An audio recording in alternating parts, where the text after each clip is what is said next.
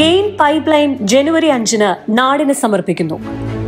സാധ്യമാകില്ല എന്ന് എഴുതിത്തള്ളിയ പദ്ധതിയാണ് പിണറായി വിജയൻ സർക്കാർ യാഥാർത്ഥ്യമാക്കുന്നത്.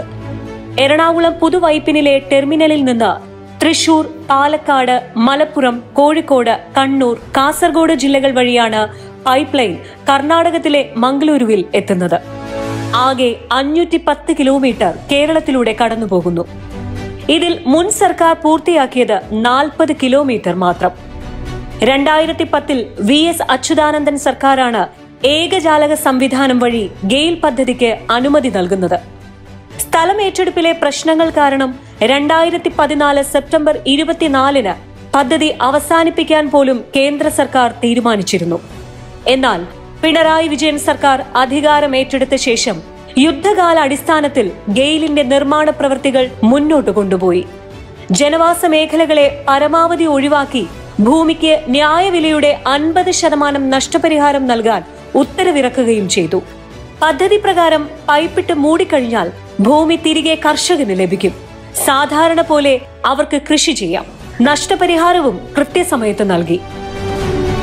പൈപ്പ് ലൈൻ വഴി പാചകവാതകം വീടുകളിൽ എത്തിക്കുന്നതാണ് 3620 കോടി രൂപ ചെലവുള്ള സിറ്റി ഗ്യാസ് പദ്ധതി.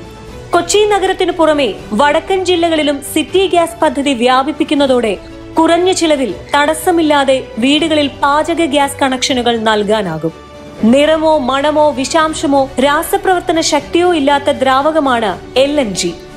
പെട്രോളിയം ഗ്യാസ് സിലിണ്ടറിനേക്കാൾ പല മടങ്ങ് സുരക്ഷിതമാണ് പ്രകൃതിവാതകം ഉപയോഗിക്കുന്ന സിറ്റി ഗ്യാസ് പദ്ധതി. വീട്ടിൽ ഉപയോഗിക്കുന്ന LPGയേക്കാൾ ഭാരം കുറവായതിനാൽ ചോർച്ച ഉണ്ടായാലും നിലത്ത് തളം കെട്ടി നിൽക്കാതെ അന്തരീക്ഷത്തിലേക്ക് എളുപ്പം അലിഞ്ഞു ചേരുകയും അപകട സാധ്യത കുറയുകയും ചെയ്യും. പ്രകൃതിവാതകം മൂലം മണ്ണിന് ഒരു നാശവും സംഭവിക്കില്ല. സാധാരണ ലഭിക്കുന്ന ഇന്ധനവാതകത്തേക്കാൾ 30% വിലക്കുറവിലാണ് പ്രകൃതിവാതകം ലഭിക്കുന്നത്. മീറ്റർ റീഡിംഗ് പ്രകാരമാണ് ഗ്യാസിന്റെ ബില്ലടക്കേണ്ടത്. 4 പേരടങ്ങുന്ന ഒരു കുടുംബത്തിന് ശരാശരി പ്രതിമാസ ചിലവ് 300 രൂപയായാണ് കണക്കാക്കിയിരിക്കുന്നത്. ഗ്യാസിന്റെ ഏറ്റവും വലിയ പ്രത്യേകത എന്താണെന്ന് വെച്ചാൽ നമുക്ക് 24 മണിക്കൂറും യാതൊരു തടസ്സവും കൂടാതെ ഗ്യാസ് അടുക്കളയിൽ കിട്ടുന്നു എന്നുള്ളതാണ് ഏറ്റവും വലിയ പ്രത്യേകത. തന്നെയുമല്ല, ഇത് വളരെ അപകടം കുറഞ്ഞ ഗ്യാസാണ്. ഇവിടെ തന്നെ എൻ്റെ വീട്ടിൽ തന്നെ പലപ്പോഴും ഗ്യാസ് ലീക്ക് ഉണ്ടായിട്ടുണ്ട്. പക്ഷേ ഒരു അപകടവും ഉണ്ടാവാതെ ആ ഗ്യാസ് എത്രയും പെട്ടെന്ന് തന്നെ ലീക്കായിട്ട് പോയിട്ടുണ്ടാവും. പിന്നെ ഒന്ന്, ഇതിൻ്റെ ലാഭം. നമ്മൾ സാധാരണ LPG ഗ്യാസ് ഉപയോഗിക്കുന്നതിനേക്കാളും ലാഭകരമാണ് ഈ നാച്ചുറൽ ഗ്യാസിന്റെ ഉപയോഗം. വാഹനങ്ങൾക്ക് CNG ലഭിക്കുന്നതോടെ ഇന്ധന ചെലവ് 20% കുറയും. 53 രൂപയുടെ വാതകം ഉപയോഗിച്ചാൽ വാഹനങ്ങൾക്ക് 50 കിലോമീറ്ററോളം സഞ്ചരിക്കാം. ഓട്ടോ ടാക്സി മേഖലയിലുള്ളവർക്ക് പ്രകൃതിവാതകം ഉപയോഗിച്ച് ലാഭകരമായി വാഹനം ഓടിക്കാം. മുമ്പ് ഡീസൽ വണ്ടിയായിരുന്നു. CNG എന്താണ്, ഒരു ദിവസം അടിച്ചാൽ പിന്നെ ദിവസം അടിക്കണ്ട. CNG വന്നിട്ട് ഒരുപാട് ആൾക്കാർക്ക് ഗുണമുണ്ട്. ആദ്യം പെട്രോൾ അടിച്ചിട്ട് നമ്മളെ ഊപ്പാട് പെട്ടു. ഇപ്പോൾ CNG ആയപ്പോൾ നമുക്ക് മെച്ചമാണ്. CNG വളരെയധികം ലാഭകരമാണ്. നമുക്ക് ഏകദേശം ഒരു ഫുൾ ടാങ്ക് അടിച്ചു കഴിഞ്ഞാൽ 140 കിലോമീറ്റർ വരെ ഒറ്റ സ്ട്രെച്ചിൽ ഓടിക്കാം. സിറ്റിയിലാണെങ്കിൽ ഏകദേശം 90 കിലോമീറ്റർ വരെയും കിട്ടും.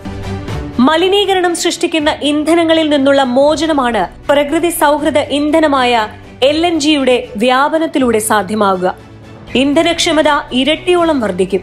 പദ്ധതി മുഴുവൻ ശേഷിയിൽ പ്രവർത്തിക്കാൻ തുടങ്ങുന്നതോടെ 500 മുതൽ 720 കോടി വരെ സംസ്ഥാനത്തിന് നികുതി വരുമാനം ലഭിക്കും.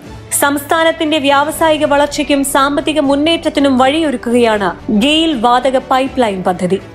ഒരു പതിറ്റാണ്ട് കാലത്തോളം ഇഴഞ്ഞു നീങ്ങി ഒടുവിൽ ഉപേക്ഷിക്കപ്പെട്ട ഈ പദ്ധതി യാഥാർത്ഥ്യമാകുമ്പോൾ നാട് കടപ്പെട്ടിരിക്കുന്നത് മുഖ്യമന്ത്രി പിണറായി വിജയന്റെ വികസന കാഴ്ചപ്പാടിനോടും ഇച്ഛാശക്തിയോടുമാണ്.